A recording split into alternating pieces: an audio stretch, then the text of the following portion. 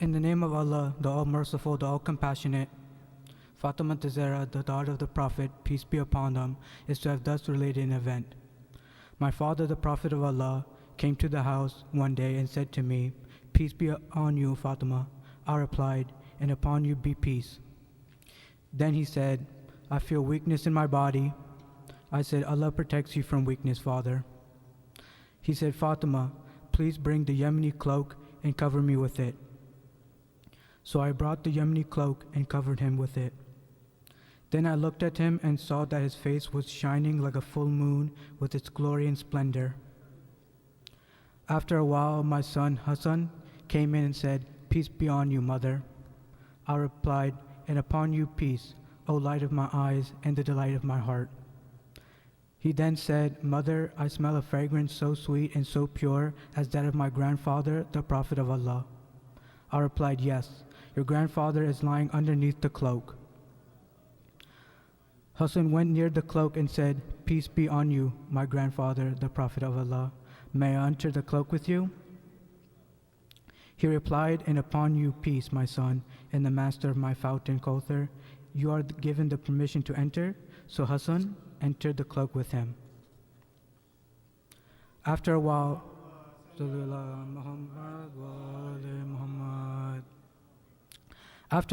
my son Hussein came in and said, "Peace be on you, mother." I replied, "And upon you peace, O light of my eyes and delight of my heart." He then said, "Mother, I smell a sweet fragrance like that of my grandfather, the Prophet of Allah." I replied, "Yes, your grandfather and your brother are lying underneath the cloak." Hussein stepped towards the cloak and said, "Peace be on you, my grandfather, the chosen of Allah. May I enter the cloak with you?" He replied, "And upon you peace, my son, and the interceder of my followers. You are given the permission to enter." So Hussein entered the cloak with them. Muhammad. After a while, Abul Hassan Ali ibn Abi Talib came in and said, "Peace be on you, O daughter of the Prophet of Allah." I replied, "And upon you peace, O father of Hassan and the commander of the faithful." He then said, "Fatima, I smell a sweet fragrance like that of my brother, my cousin, the Prophet of Allah." I replied, "Yes, he is underneath the cloak with your two sons." So Ali went near the cloak and said, "Peace be on you, Prophet of Allah. May I enter the cloak with you?" He replied, "And upon you peace, my brother, my legatee, my successor, and my standard bearer. You are given the permission to enter." So Ali entered the cloak with them.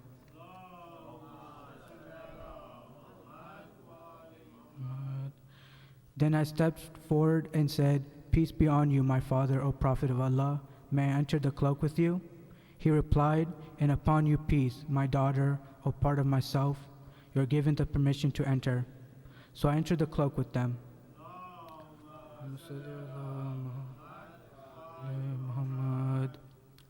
Getting together underneath the cloak, my father, the Prophet of Allah, held the two ends of the cloak and raised his right hand towards the heavens and prayed, "O Allah, these are the people of my household, Ahlul Bayt. They are my confidants and my supporters. Their flesh is my flesh and their blood is my blood. Whoever hurts them, hurts me too. Whoever displeases them, displeased me too. I am at war with those at war with them. I am at peace with those at peace with them. I am the enemy of their enemies, and I am the friend of their friends. They are from me, and I am from them. O Allah, bestow your blessings, benevolence, forgiveness, and your pleasure upon me and upon them, and remove impurity from them and keep them thoroughly pure."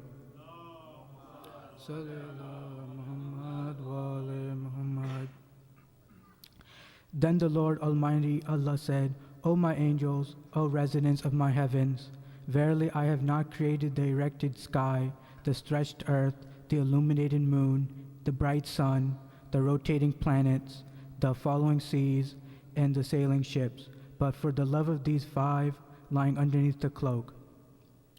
Jibril, the trusted angel, asked, "Who are under the cloak?" The Almighty answered, They are the household of the Prophet and the assets of the prophethood. They are Fatima, her father, her husband, and her 2 sons.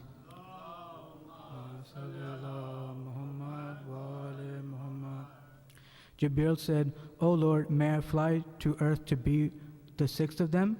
Allah replied, yes, you are given the permission. Jibril the trusted landed near them and said, peace be on you, O Prophet of Allah. The All-Highest conveys his peace on you and his greetings and says, by my honor and glory, O my angels, O residents of my heavens, verily I have not created the erected sky, the stretched earth, the illuminated moon, the bright sun, the rotating planets, the flowing seas, and the sailing ships, but for your sake and love, God has given me permission to enter the cloak with you. May I join you, O Prophet of Allah? The Prophet replied, and peace be on you, O trusted bearer of Allah's revelations, you are granted the permission. So Jibril entered the cloak with us and said to my father, Allah sends his revelations to you. Verily Allah's desire is to remove blemish from you, O people of household Ahlul Bayt, and purify with a perfect purification. Then Ali said to my father, O Prophet of Allah, tell me, what significance has Allah given for getting together underneath this cloak? The Prophet replied, by him who rightfully appointed me a prophet and chose me a messenger for the salvation of the mankind. Whenever and wherever an assembly of our followers and friends mention this event, Allah will bestow on them his blessings and mercy. Angels will encircle them, asking Allah the remission of their sins until the assembly disperse. So Ali said, verily by the Lord of the Kaaba, we and our followers are the winners.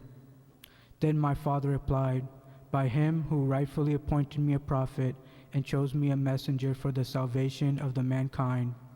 Whenever and wherever an assembly of our followers and friends mention this event, there shall remain none grieved, but Allah will remove his grief. There shall remain none distressed, but Allah will dispel his distress. There shall remain none wish seeker, but Allah will grant his wish. Ali happily said, verily by the Lord of Kaaba, we and our followers are the winners and the blessed in this world and the next. Muhammad wa ali Muhammad. Inshallah, I will have a short salam by our brother here. Salawat for Muhammad wa ali Muhammad. Allahumma salli ala Muhammad wa ali Muhammad.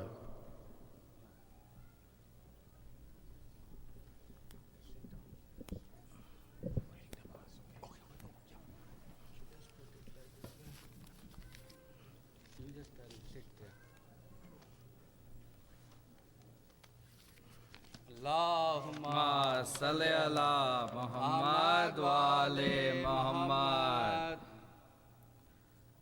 करती थी फुगा दाश्त में लाचार सकीना, करती थी फुगा दाश्त में लाचार सकीना, आलाम मसाइब में गिरफ्तार सकीना, करती थी फुगादाश्त में लाचार सकीना। बाबा तेरी दुखिया पे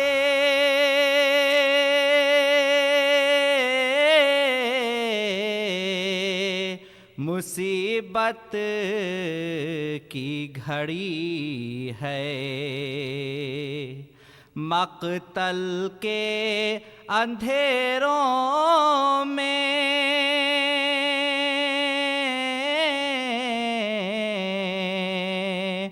तुझे ढूंढ रही है, करने को तेरा आखिरी दीदार सकीना, کرتی تھی فغاں داشت میں لاچار سکینہ بابا میرے اب آ کے گلے اپنے لگا لو سینے پہ بس ایک بار مجھے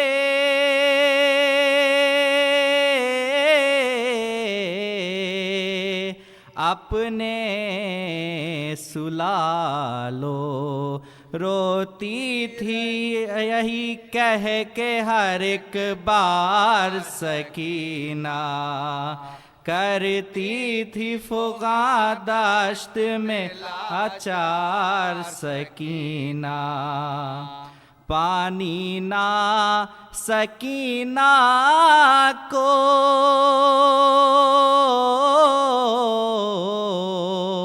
پلاتے تھے ستمگر دکھلا کے لئی پانی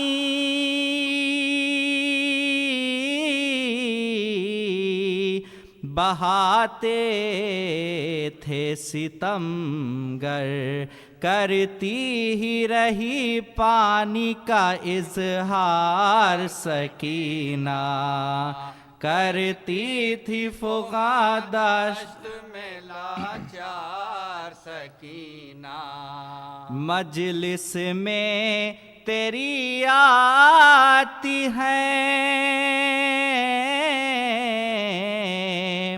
خاتون قیامت دیتی ہے عزاداروں کو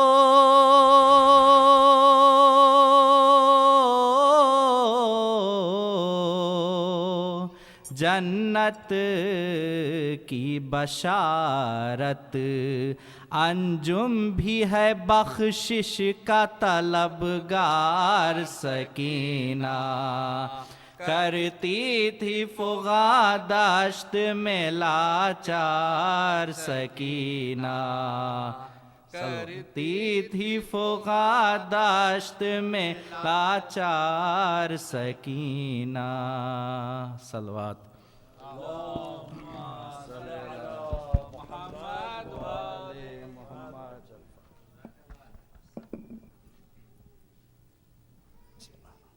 Ahsan, Jazakallah khair, our dear brother Adil Muhammad and family. Let's have a loud salawat for that wonderful salam. Sallu ala Muhammad wa ali Muhammad. Allahumma salli ala Muhammad wa ali. Before we call our the respected Sheikh Bilal to the member, we kindly request if everyone can please move up as much to the front as possible, inshallah. As more people will be coming through, please make sure your phones are on silent. If please keep coming up, inshallah, there'll be more people coming in the back. Sallu ala Muhammad wa ali Muhammad.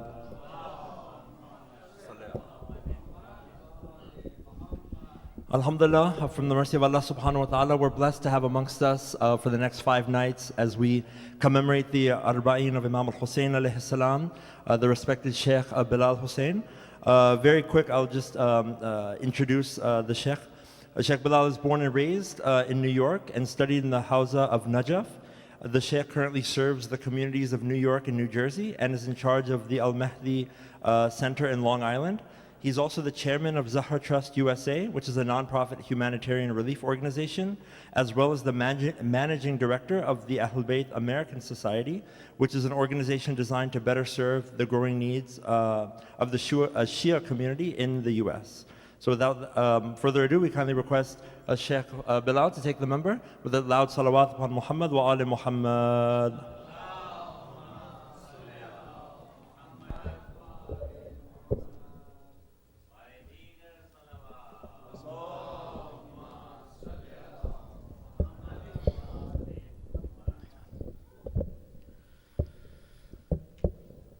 Before we begin, inshallah, we'll take the time for 1 Surah Fatiha, 3 times Surah Ikhlas for the marhumeen of tonight's sponsors, Nisar Askari, Zohra Fatima, Tahira Begum, Kanis Fatima, our marhumeen and all those who are in need of dua. 1 Surah Fatiha, 3 times Surah Ikhlas, with your loudest of salawat ala Muhammad wa ali Muhammad.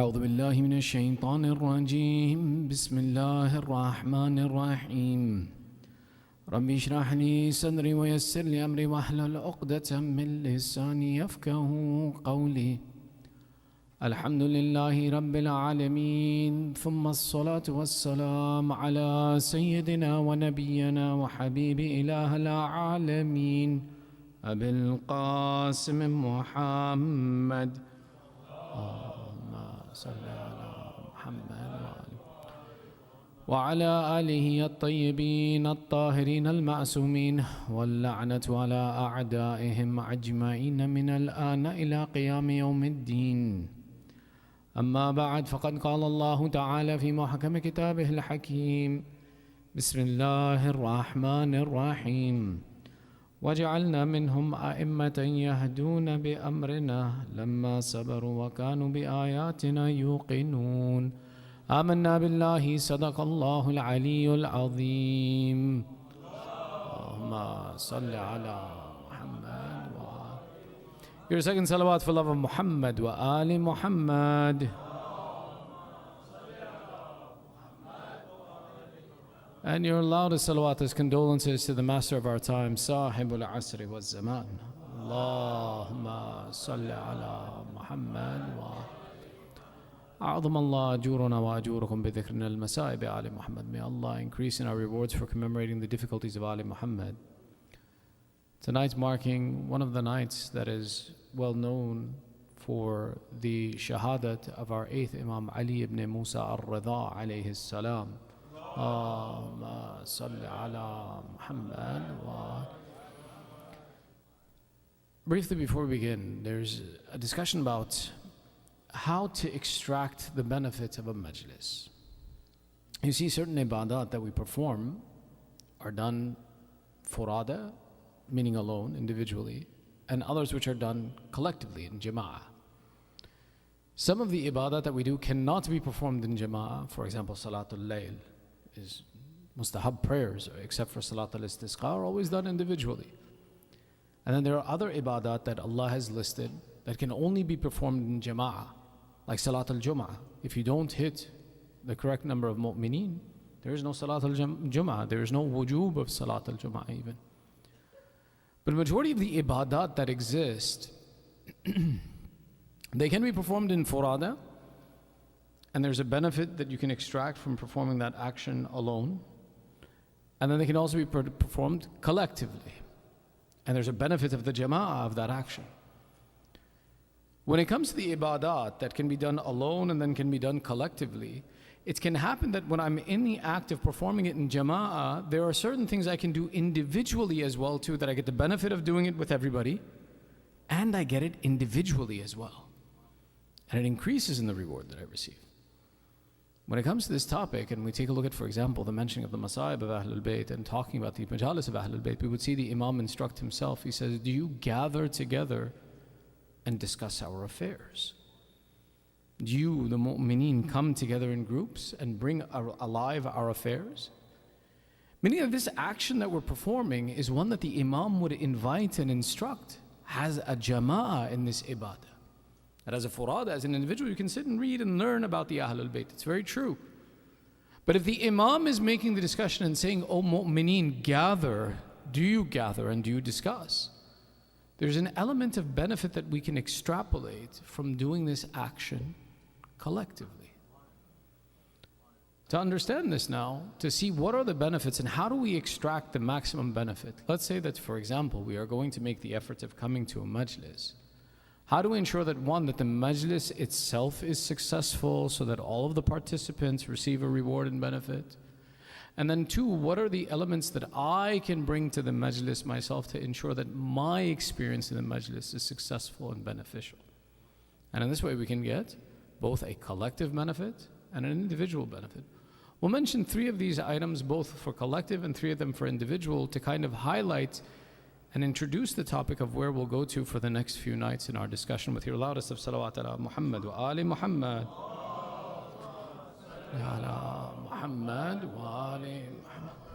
The first of these, when we talk about collective, how do we establish the jama'ah? How do we establish the communal benefit for the aspect of commemorating and remembering the Ahlul Bayt?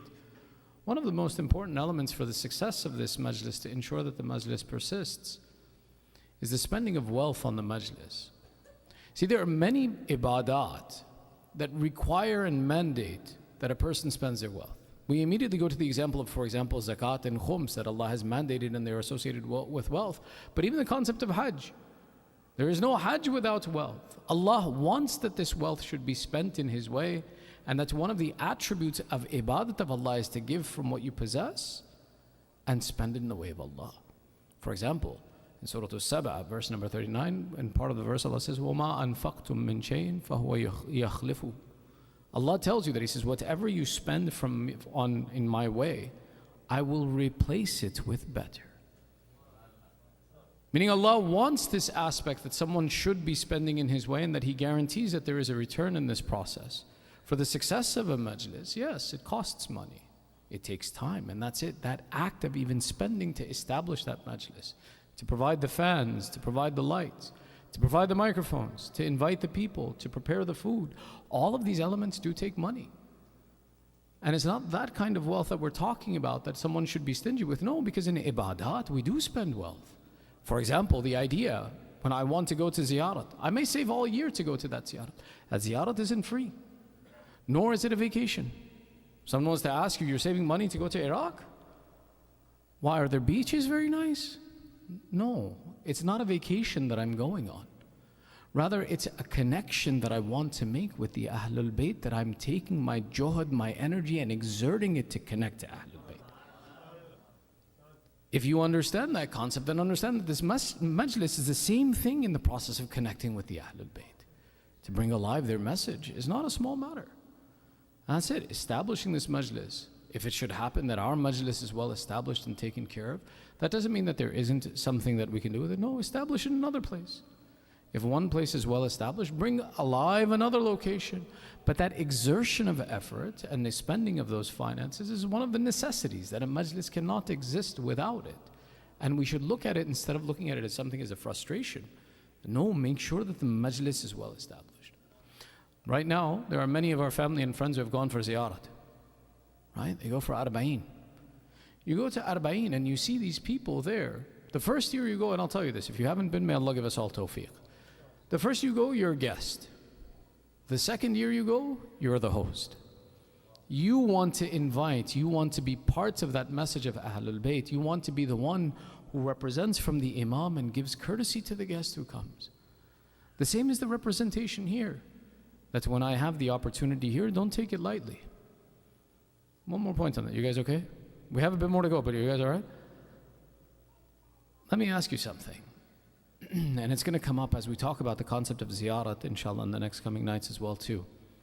One of the general benefits of ziyarat, and tonight we'll mention the ziyarat of our 8th Imam, is that if you go to the ziyarat of the Imam, they do shifa and intercession for you on the Day of Judgment. You give to them today, they give back to you when you need it most. Let me ask you something. Can you trick an Imam? Can you, for example, sneak in under the wire that the Imam doesn't know you and you'll get his benefit? Meaning that for an Imam to benefit you, he has to, one, know who you are, and two, agree that you deserve this benefit. If that's the case, today if I give something in the way of Imam Hussain, do you think that I'm giving in the way of Imam Hussain without his knowledge that he'll be forced to do my shifa on the Day of Judgment? The mistake we make is that I am giving because I want to. No, Baba, you're giving because the Imam has permitted you to give in his way. Because what he is giving you in return is much better than what you're giving in his way. So he's not majboor, he's not forced to offer you assistance on the Day of Judgment. Rather, you should look for the benefit that what he's giving you is better than what you can give him, and give in his way if the opportunity presents itself. The second of these benefits, or second of these attributes of how to gain benefit from the majlis, Sallu ala Muhammad wa ali Muhammad. Sallu ala Muhammad wa ali Muhammad. Is to make this majlis comfortable, to make it possible for people to attend, to pay attention to the needs of others, makes a majlis successful. If, for example, we didn't take the time when our elders come to put them in a place which is comfortable for them, to give them chairs, to make it easy for them to listen, do you think they would come? They would say, no, there's no benefit. I can't sit on the floor. There's no space for me to go. One of the attributes of making a majlis successful is to be considerate, to pay attention to the needs of others, to involve them in the process of earning the ibadah. Not just for the elders, but even for the children. For a child, the experience of sitting in a majlis, when you invite that child, you invite them to sit with you, you pay attention to them, you make it comfortable for them to be present, makes a great impact on that next generation to be involved. Instead of thinking for ourselves and what I get out of the majlis, one of the attributes of making this majlis a success is to volunteer, to support one another, to make it comfortable. The reward for this is such that we see the hadith of the Ahlul Bayt teaching, one mu'min who serves his believing brother, Allah creates a servant for him in heaven. Now let me explain how this works. See, you can give and Allah can give. Allah's giving will never be like your giving. You give in a majlis once. Uncle, let me get you a chair. Let me get you a spoon. Let me serve you some food. Let me clean up this place. You do it once. Allah promises you a servant where? In heaven. And for every mu'min that you serve, Allah promises you a servant in heaven in place of that. Now I served once. That servant Allah gives me is one that Allah does not dictate when his service ends for you. So this aspect of volunteering to make this majlis successful, to being involved in making sure that the collective, the community can benefit by making it accessible, making it comfortable, paying attention to the needs of others rather than looking at what my needs and desires are, makes a big difference in making this majlis work. The third of these points is to participate in the majlis, to be present in the majlis, not to be down here and the majlis is up here. There's a responsibility that, for example, when we sit in a majlis, that I'm aware, I'm conscious of what's going on around me, I'm paying attention, I'm following along with the discussion. It makes the majlis work, giving a reply when the majlis is established, enacting the rights of the majlis when they're necessary. For example, the aspect in a majlis when we recite the azah, when we recite the masa'ib and the musibat of the Ahlul Bayt, to cry. That part of that majlis, to cry in that majlis, we think that, I'm not feeling it. That's not how this works. The onus and the responsibility is not just on the speaker to make you feel like you want to cry. It's the participant to acknowledge that there is a benefit from this crying I need to achieve, and if it doesn't come naturally, I teach myself that it's important to cry. So why the Ahlul Bayt, when Imam Sadiq talks about this, he explains and he says, cry, force yourself to cry. If you can't force yourself, fake cry. That even that fake crying has a benefit in it. It has a responsibility. It's something that you earn a reward for. We keep thinking that it's a responsibility of others, that they don't make me cry. Allah, we don't also make you pray. Ibadat are something you have to push yourself to, and then your heart comes to it. The same as with this majlis. The masa'ib that we recite, the remembrance of the difficulties of Ahlul Bayt, in any language that we recite, the goal is to build a connection with that personality. It's not always going to be the responsibility of the speaker to build that connection for you. You have to exert that effort. Whether that's by intentionally pushing myself, whether that's by myself having done my research and learning about the tariq and the difficulties of Ahlul Bayt, so that when the speaker brings a point, it reminds me of those masa'ib. Famously, among some of the families in the Arab, they've established this culture from a young age. And when the na'i begins, when the poetry begins, the community recites along. There are other instances where, for example, the masa'ib aren't even recited. It's sufficient to make an ishara, to point in that direction. And the community has extended the effort to participate in that majlis, that they know where it's going. Famously, it's said at the Shahada of Imam Ali, when at the end he's making his wasiyah, there's a point where that edge of that rida is given in the hands of Abu al-Fadil and said, Hada Zainab lak. I said, don't need to say anything else. Why? Because everyone understands what the purpose here is, that we have to exert the effort to make the connection. Not on the speaker. I mean, it's good for a speaker to be capable in this element, but it doesn't mandate that, for example, the Majlis relies only on one person, that if he does it, then we work, otherwise we don't. No. In the old days, they would simply tell you from the pulpit, okay, now cry. We don't do that anymore. It's okay that we don't do that. But that doesn't change the responsibility that for this Majlis to be successful is the participation, awareness, consciousness. When you're here, you're present, you're aware, and you achieve the goal. And that's where it comes to the point that there's a collective benefit, and then there is the individual benefit. The individual benefit, if I want to extract it, I have to be conscious of what I'm here to do. So there's three elements of the individual effort that give us benefit. Sallu ala Muhammad wa ali Muhammad. Sallu ala Muhammad wa ali Muhammad. One is to pay attention to the akhlaq of where I am. Many times, when we come here as an individual, we come with the identity, and this is it. The American culture is a very individualistic culture, where I look at things in perspective of myself and what I need, what I want, and who I am. And we come here as if we are the guest. We're not the guest here. We're the one who came to share in the morning and pay our respects to someone. See, think of it this way. Someone passes away, you go to their house. Do you sit there like a guest? Do you come and say, bring me tea? No. You go to someone's house to mourn, to pay your respects to someone. You come with ihtaram. You don't laugh and joke. You pay attention to the environment. You're very docile to the host because they're going through a tough time. These majalis are established to pay our respects to the family of the Prophet. That they went through masa'ib, and since I can't be there with them, I gather and I remember their affairs. I bring alive their affairs to remember them. I believe that they are aware of me. Then how is it that I can gather here and not pay attention to the akhlaq and the behavior of a majlis individually? Because I'm here to pay respect to someone.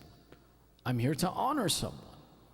I need to behave in a way that reflects that element of what I came here to do.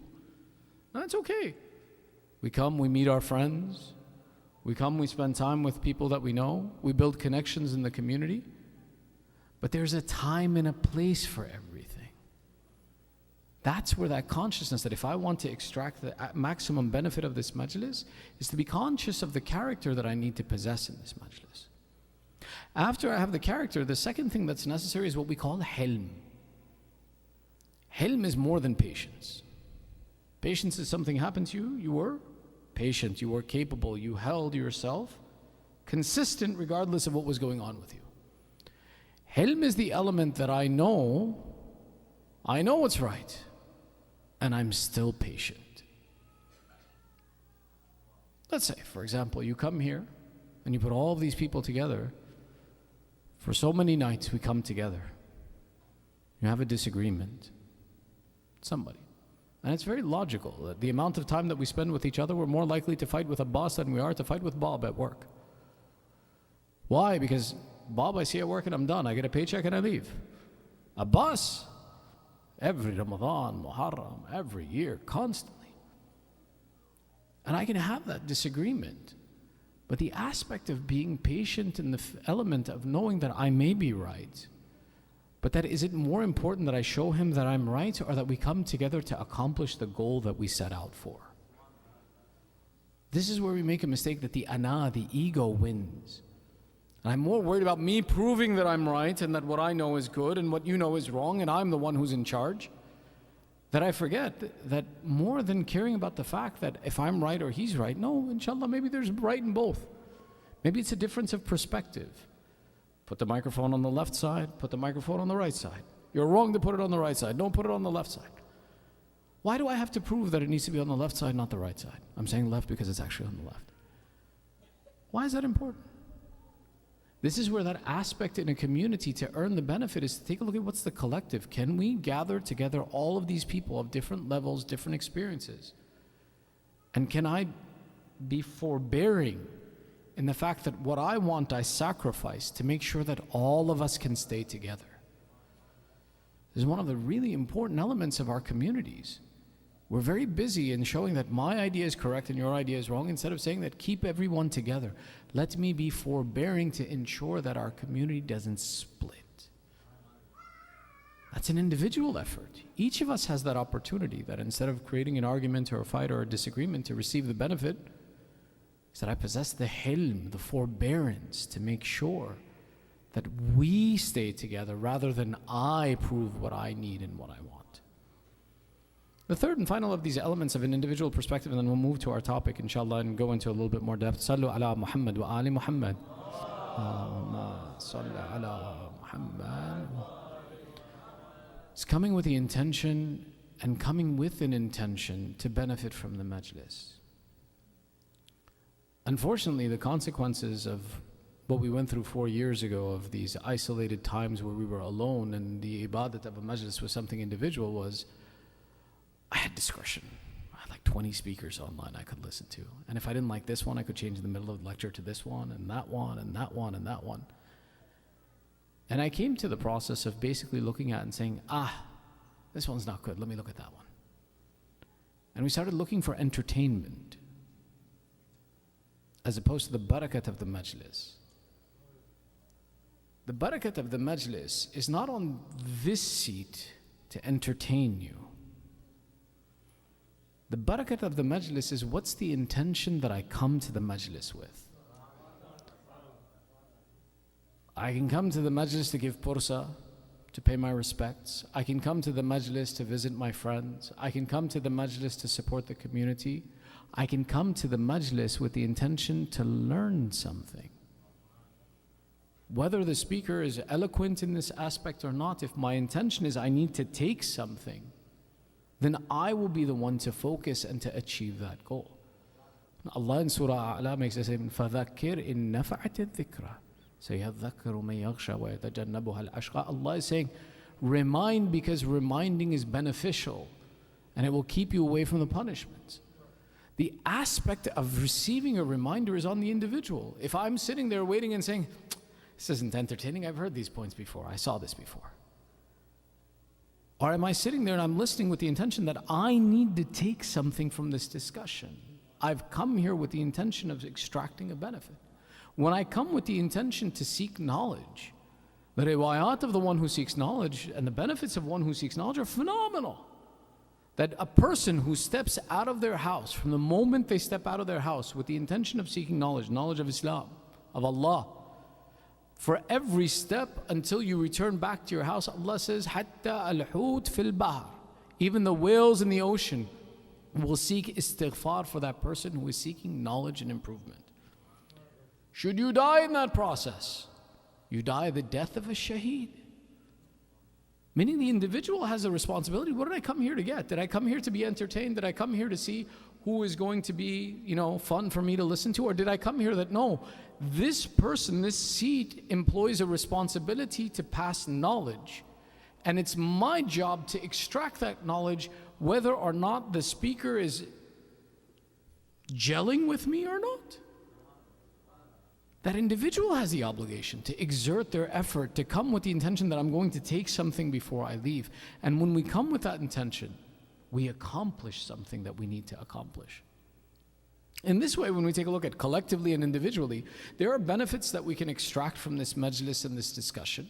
And there are elements that we have a responsibility for to ensure that this majlis survives. There's a debate and argument that happens contemporarily that do we need this? Does it work? It's a valid debate. Why? Look at the hadith of Ahlul Bayt. Hadith of Ahlul Bayt are based upon dialogue, not monologue. It's someone coming and communicating with the Imam and having a conversation of give and take and back and forth. Our majlis is a monologue. Moves in one direction. You can't immediately stand up in the middle and say, no, what did you mean by that? Or can you explain that further? No, it might get kicked out, or worse. So the question comes that, is this truly the functional way? But there is a benefit in this majlis. that in spite of the fact that majority of hadith are from dialogue, we know that monologues existed in the Prophet and the Ahlul Bayt, promoted the aspect of the remembering, commemorating the huzn of Ahlul Bayt, of spending that time of creating the environment and of giving the reminder.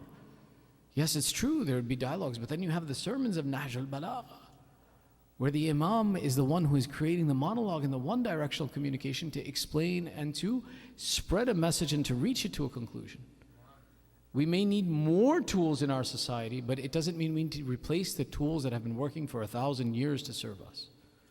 And Majlis is a tool that we possess and that we need to honor and preserve and invest in, to both come with the concept to make it successful collectively and successful individually.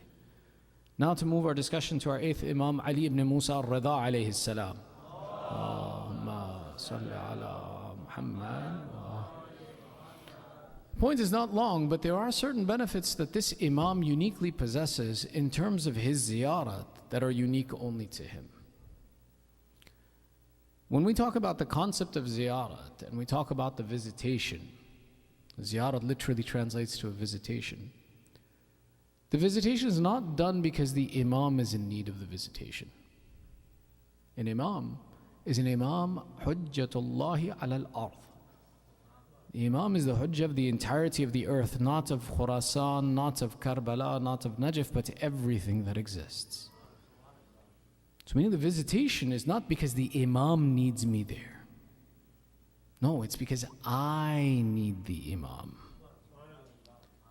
So why? This visitation, when I exert the effort and make the juhud and the struggle in the way of the Imam, there is a benefit that is unique. And our 8th Imam is unique. That he is the furthest from the Prophet in terms of distance of where he was buried. And he was one who was separated from his family. And he is one whose ziyarat has been noted as something noble. When someone asked his son, our 9th Imam, Muhammad ibn Ali al-Jawad alayhi salam, Allahumma salli ala Muhammad, whose ziyarat is greater? The ziyarat of Imam Hussain or the ziyarat of Imam Rida? Imam Jawad makes an interesting point. He says the ziyarat of my father is greater in the eyes of Allah now than the ziyarat of Imam Hussain. So Ibn Rasulullah, how?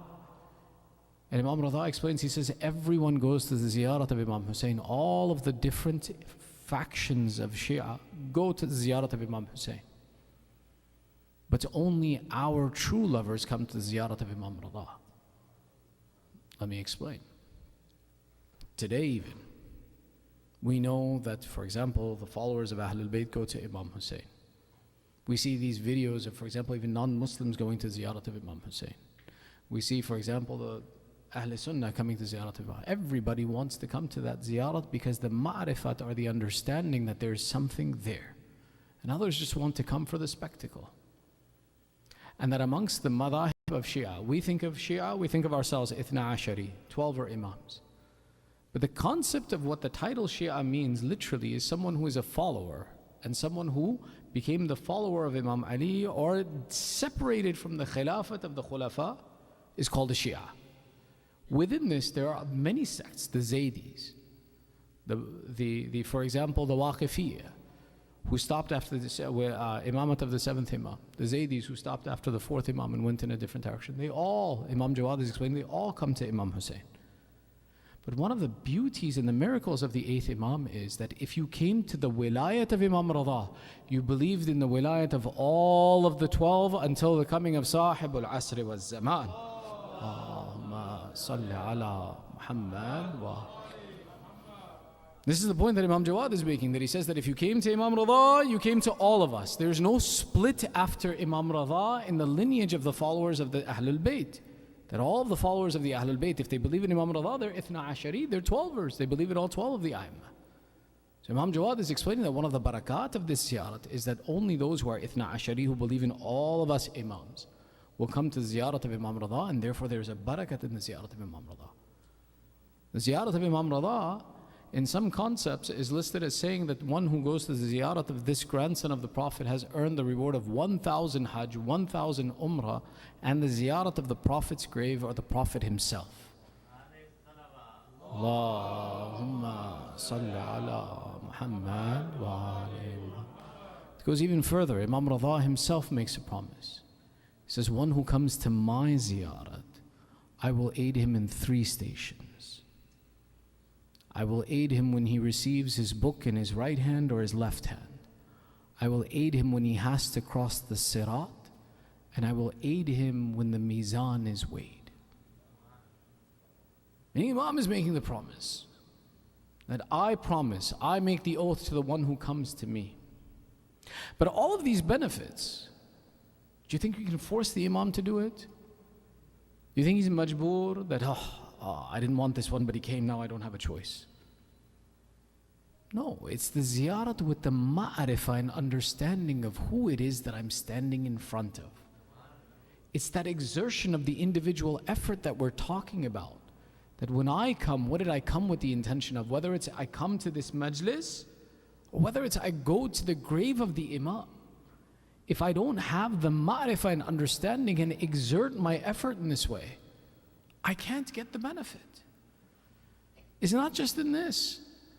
In all affairs of where I want to do ibadah and worship of Allah, or I want to receive a benefit from Allah, or I want to connect with Allah, if the intention isn't right, the result isn't achieved.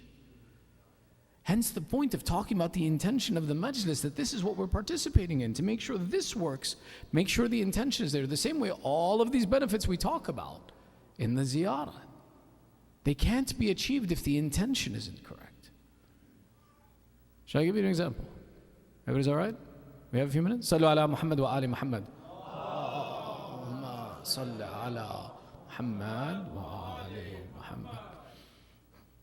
Our 6th Imam explains, he says, on the day of judgment, the martyr will come before Allah and say, Ya Allah, I was killed in your way. Reward me.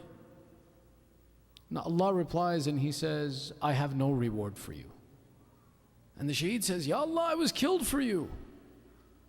Allah says, you weren't killed for me. You went to go fight so that the people would think you're brave. And I gave you that. The people thought you were brave. You died for the people, not for me. Ask them for your reward, don't ask me. Prepare your backside for the fire of hell. Continues. Says the alim will come before Allah, the scholar. Why is the scholar after the shaheed? Because the ink of the scholar is weightier than the blood of the martyr. The alim comes, says, Ya Allah, I lived my life in your service of your religion. I sacrificed for you. I did not enjoy the pleasures of this world. I served the people.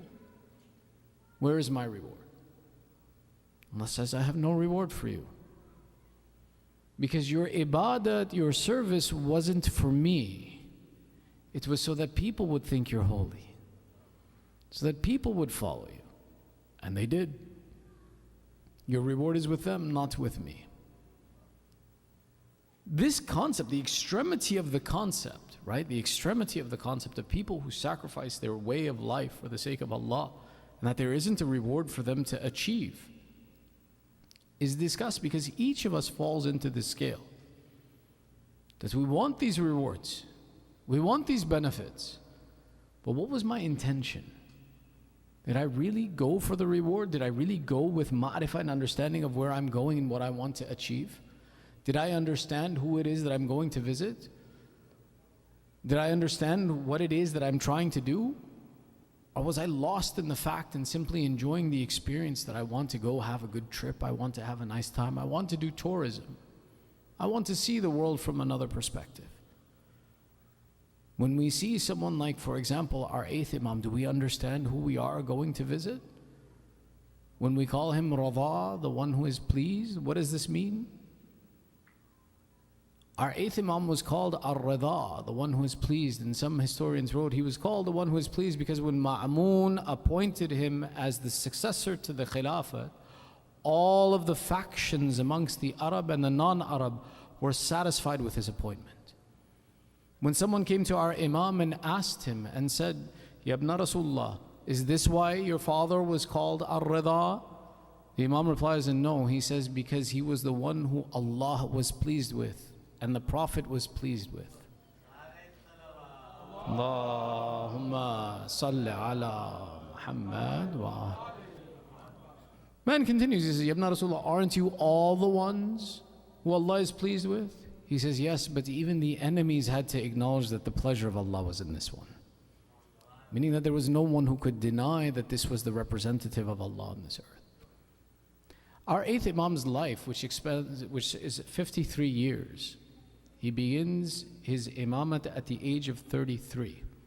But his service for the sake of Islam begins even before that. The life of Imam Rida, one who is pleased with what Allah has declared for him, Imam Rida goes through a great level of difficulties through his life. When his father is separated from him, he's maybe at the age of 14 or 15, and he takes on the responsibilities of serving the ummah from this age. But you never see Imam Rida complain that, yeah, I was separated from my dad, I had to work really hard. At the age of 33, when his father is martyred in one of the worst ways, Imam Musa al-Kadhim, his shahadat is azim. Azim.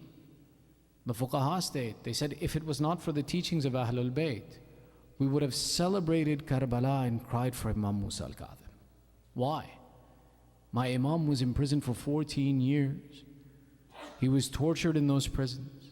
He was kept in difficult conditions, and then he was poisoned and killed away from his Shia and separated from the community and left on a bridge for people to see his body.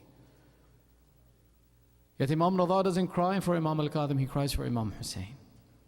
And he teaches us where the crying for Ahlul Bayt should be. He goes through these difficulties, and for 20 years he spends his imamat. And his imamat was one of the most difficult imamat. Why? He had no children. People refused to believe in his imamat. They refused to acknowledge it. They said an imam is perfect in every aspect, including the fact that an imam should have children. If you don't have children, you can't be the imam. Imagine now, his father had 37 children. Imam Rida had none. To where people said, you aren't an imam. They fought him on this. My imam finally had a child 5 years before his shahadat at the age of 48. Or 7 years.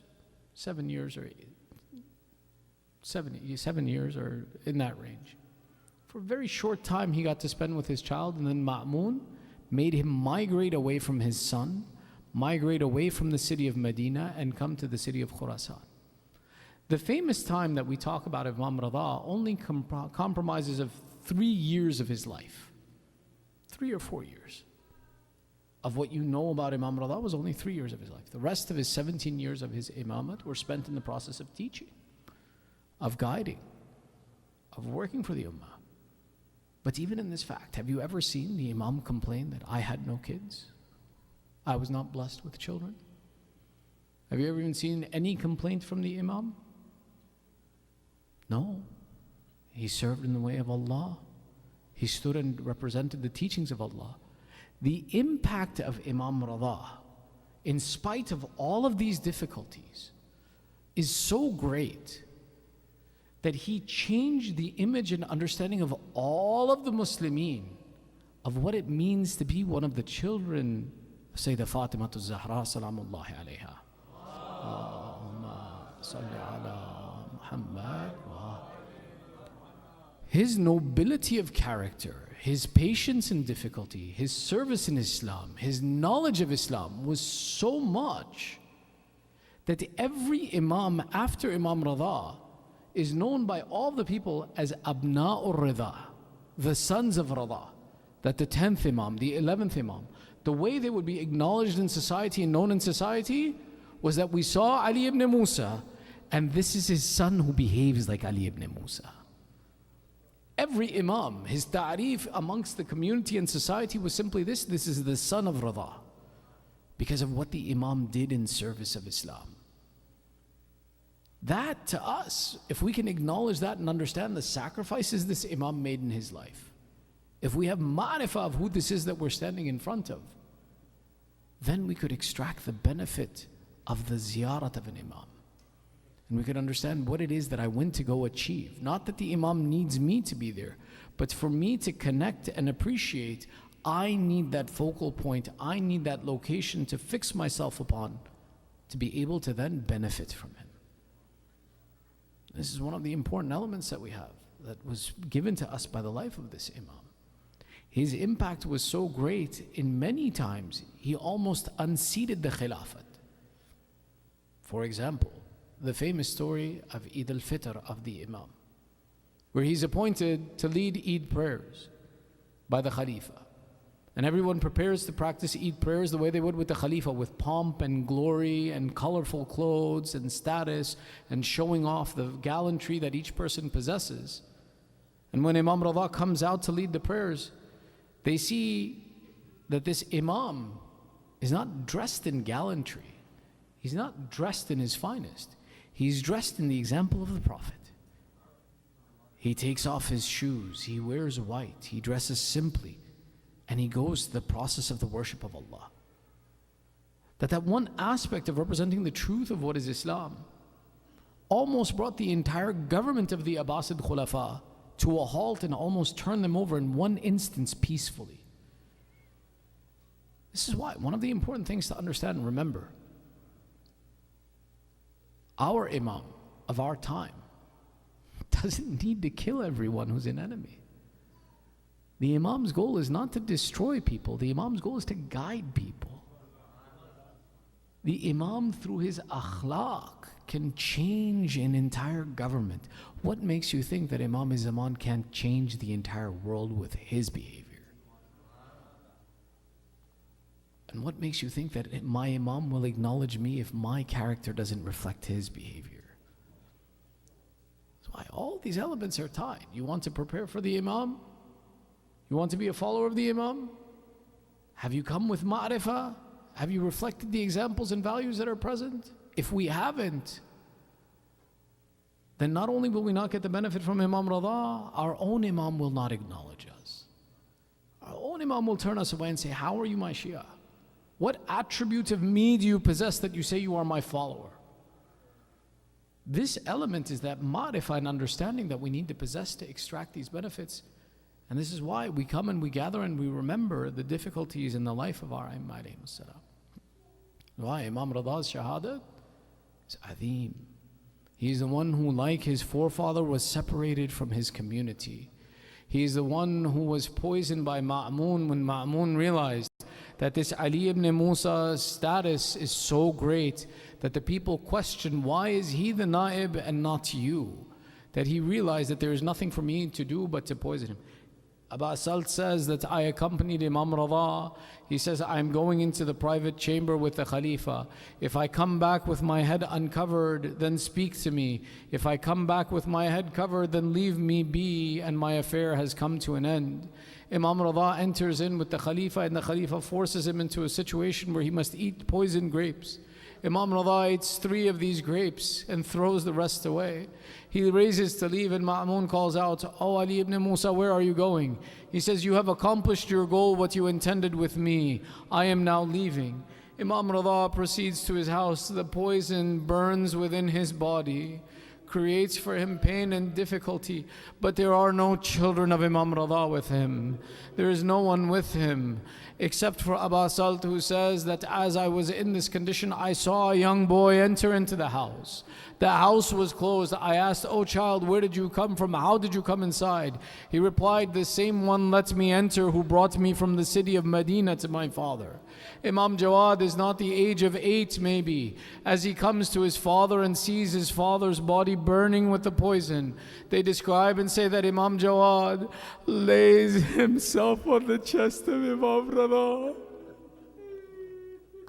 Wa Husayna. Every Madlub Imam was loved by his son, was cared for by his family, but on the chest of Hussein,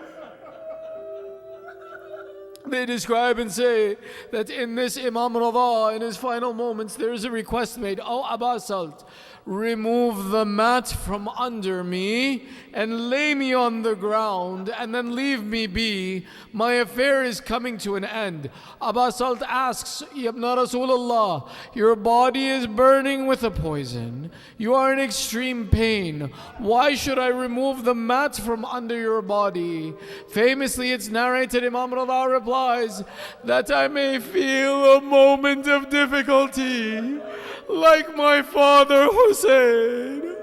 Ya ibn Rasulullah, ya Imam Rida, wa Husseina. Imam Hussein is the one who was pierced with spears, who was pierced with swords, who was shot with arrows. But do not forget that Imam Hussein was also that one who was poisoned as well. That when it came in the field of Karbala, they said we shot a 3-pronged arrow at the chest of Hussein that was dipped in poison. They describe when this arrow hits Imam Hussein, he attempts to pull the arrow forward. He could not. My Madhloom Imam was the one who passed this poison arrow through his chest, pulled it from his back in the field of Karbala. Imam Rida remembers him. Oh, my forefather Hussein, oh, one left on the burning sands of Karbala. Let me remember your Masa'ib and my Masa'ib. Let me not be separate from you. May Allah accept this one action from him. ألا لعنة الله على القوم الظالمين وسيعلم الذين ظلموا أي منقلب ينقلبون إنا لله وإنا إليه راجعون رضا بقضائه وتسليما لأمره ندعوك باسمك العظيم الأعظم الأعز الأجل الأكرم. Tears in our eyes, we raise our hands 10 times. Ya Allah, Ya Allah, Ya Allah, Ya Allah, Ya Allah. Ya Allah, Ya Allah, Ya Allah, Ya Allah, Ya Allah. Ya Mahmud بحق محمد يا أعلى بحق علي يا فاطر السماوات بحق فاطمة يا محسن بحق الحسن يا قديم الإحسان بحق الحسين. Oh Allah, accept the small ibadah from us. Ya Allah, forgive our sins and cover our flaws. Ya Allah, give the thawab of this majlis, the marhameen of tonight's sponsors, our marhameen and all those who are in need of dua. Ya Allah, we have gathered here with hajat by the right of man kana radhi bil qadri wal qada. Fulfill our hajat. Oh Allah, those amongst our families, our communities, the mu'mineen who are suffering through sickness and disease, give shafa'at to the mu'mineen wherever they are. Oh Allah, give aman and peace to the mu'mineen and muslimeen wherever they are. Ya Allah, keep our children on the upright path of Islam. Ya Allah, hasten the reappearance of Sahib al-Zaman. Make us and our families from the supporters of Sahib al-Zaman and entitle us to the Ziyarat of Abu Abdullah and the Shafa of Abu Abdullah in the hereafter. Matime Hussein. Hussein, Hussein.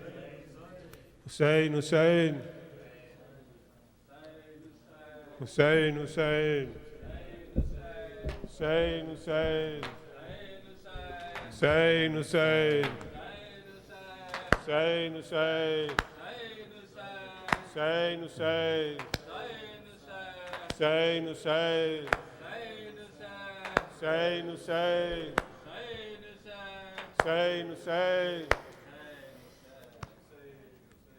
मुझे याद करके न रोना सकीना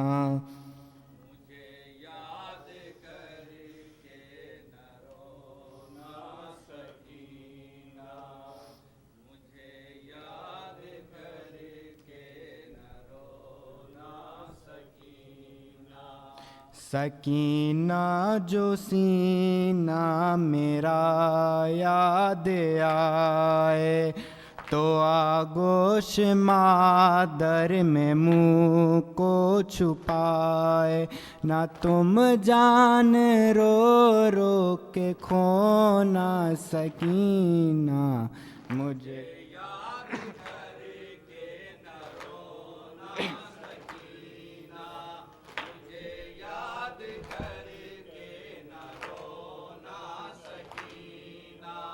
असीरी का सदमा उठाना है तुमको ابھی قید آدا میں جانا ہے تم کو، نہ اشکوں سے دامن بھگونا سکینہ، مجھے یاد کر کے نہ رونا سکینہ، مجھے یاد کر کے نہ رونا سکینہ، یتیمی کا صدمہ اٹھاؤ گی کیسے، تماچے ستم گر کے کھاؤ گی کیسے، وہ ہوگا جو ممکن ہے ہونا سکینہ، یاد کر کے نہ رونا سکینہ، مجھے یاد کر کے نہ رونا سکینہ، نہ قاسم نہ اکبر نہ عباس ہوں گے، دلاسی کو عابد تیرے پاس ہوں گے، پریشان نہ کرنا ہونا سکینہ، مجھے یاد کر کے نہ رونا سکینہ، مجھے یاد کر کے نہ رونا سکینہ، تماچے جو رخ پر ستم گر لگائے، جو معصوم تجھ پر ستم کوئی دائے، نہ رونا سکینہ، نہ رونا سکینہ،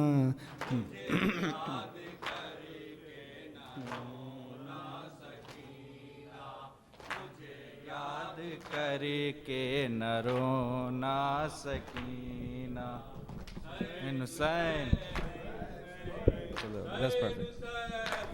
حسین حسین حسین حسین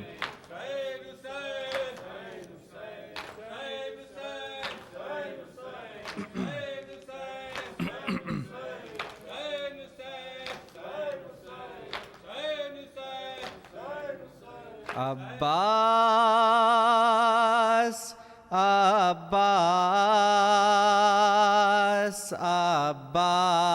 عباس، ہائے عباس عباس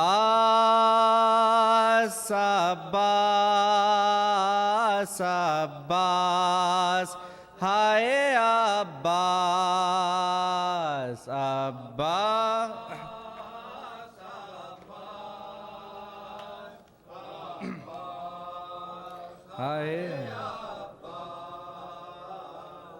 شان کٹا کے اپنے بچائی ہے کربلا، بے شک تو ہے علی کی دعاؤں کا معجزہ، عباس کی وفا کوئی پوچھے حسین سے، عباس عباس عباس، ہائے عباس عباس عباس عباس، لی سانس بھی نہ شہ کی طاعت کو چھوڑ کر، ہر بات کی حسین سے ہاتھوں کو جوڑ کر، آقا کہا ہے بھائی کو بھائی نہیں کہا، عباس عباس عباس، ہائے عباس عباس،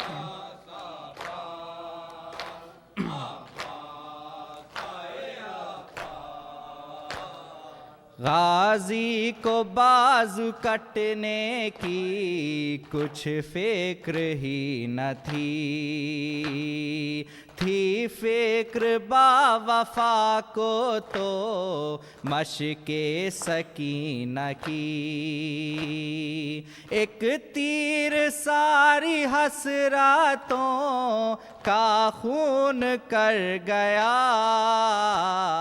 अब्बास अब्बास अब्बास हाय अब्बास अब्बास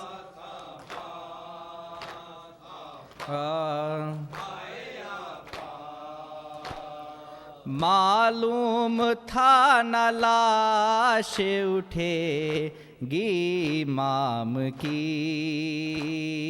लाशें को रौंद डालेंगी अफवाज शाम की। बोले न मेरी लाश उठा ए शहे हुदा। अब्बास अब्बास अब्बास हाय अब्बास अब्बास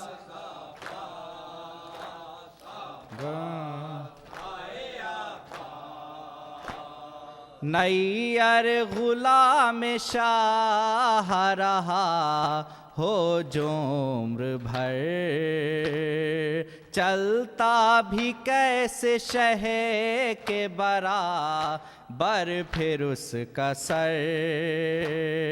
नौ के सिना पे जाके वो हर बार गिर पड़ा।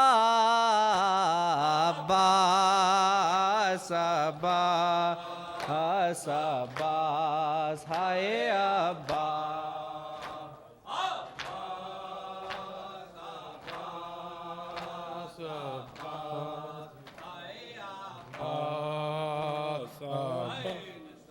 Hussein, Hussein, Hussein, Hussein, Hussein, Hussein, Hussein, Hussein, Hussein, Hussein, Hussein, Hussein, Hussein. Let's raise the flag of Imam Hussein. Let's raise the flag of Imam Hussein. Let's raise the flag of Imam Hussein. Let's raise the flag of Imam Hussein.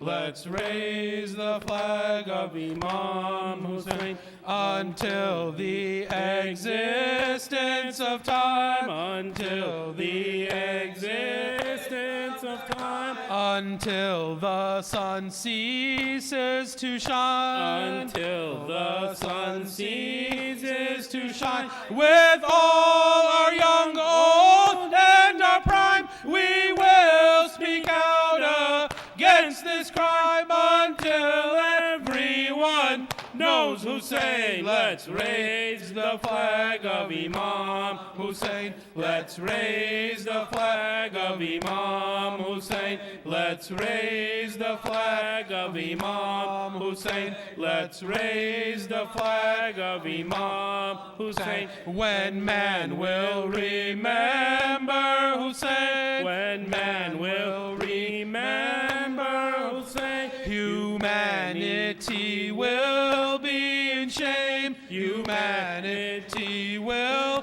be in shame. This is the voice of our Hussein, and anyone who is in pain this morning will always remain. Let's raise the flag of Imam Hussein. Let's raise the flag of Imam Hussein. Let's raise the flag of Imam Hussein. Let's raise the flag of Imam Hussein. When crime will be throughout the land, when crime will be throughout the land, the world will come out hand in hand. The world will come out hand in hand. From every house and every land, people will come and make a stand. At that time, everyone one will say, let's raise the flag of Imam Hussain. Let's raise the flag of Imam Hussain.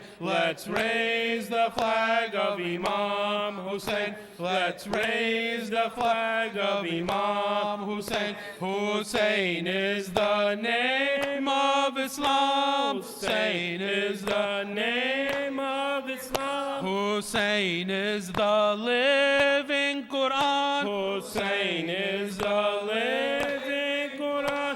Hussain is the height of Iman, who showed what is the truth to man. The world is grateful to Hussain. Let's raise the flag of Imam Hussain. Let's raise the flag of Imam Hussain. Let's raise the flag of Imam Hussain. Let's raise the flag of Imam Hussain. Zinda-ye bedari rahe, zinda-ye bedari rahe, ye silsila jari rahe, ye silsila jari rahe. Hum ho na ho is bazm mein qaim azadari rahe, nikle isi चौखट पे दम ऊंचा रहे, अपना अलम ऊंचा रहे, अपना अलम ऊंचा रहे, अपना अलम ऊंचा रहे, अपना अलम. Ya Hussain, Ya Hussain, Ya Hussain, Ya Hussain, Ya Hussain, Ya Hussain, Hussain, Hussain, Hussain, Mawla Hussain. Allahumma salli ala Muhammad wa ali Muhammad.